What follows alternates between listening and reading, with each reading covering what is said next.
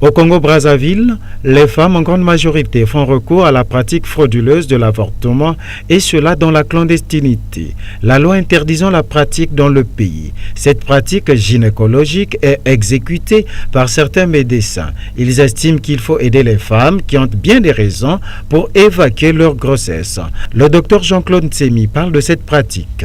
Non, attention, c'est l'interruption volontaire qui est interdite. Mais pour des raisons thérapeutiques, le médecin est dans l'obligation de faire une interruption. Donc il faut faire la nuance des choses. Donc, grossesse pour des raisons médicales, le médecin pratique l'interruption, mais pour des raisons volontaires, c'est ce qui est interdit. Donc il faut faire la nuance. Le médecin pratique quand la vie de la femme est en danger. Souvent, il est obligé de pratiquer l'interruption de la grossesse. Il y a aussi des raisons d'éthique. Par exemple, une femme pour viol, ça c'est question d'éthique maintenant qui se pose. Par exemple, la dame a été violée et elle est enceinte.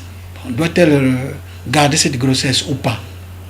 Alors ça c'est des questions d'éthique qui peuvent intervenir où l'on peut être amené à pratiquer une interruption. La suppression volontaire d'une vie humaine dans la période qui s'écoule de la conception à la naissance entraîne très souvent des difficultés, des multiples conséquences et des solutions, a dit le médecin.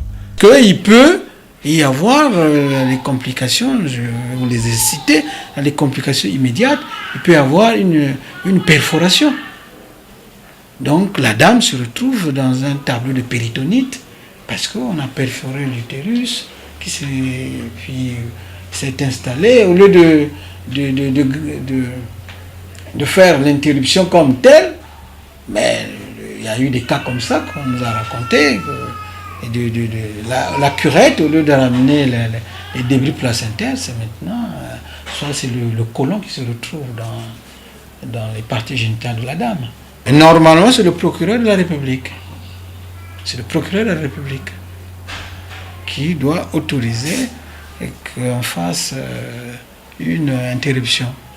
Dans tous les cas, les méthodes d'avortement ou IVG ont des conséquences graves sur la santé pouvant entraîner à la stérilité. Le corps médical indexé pense que de nos jours, la loi devrait évoluer dans ce domaine.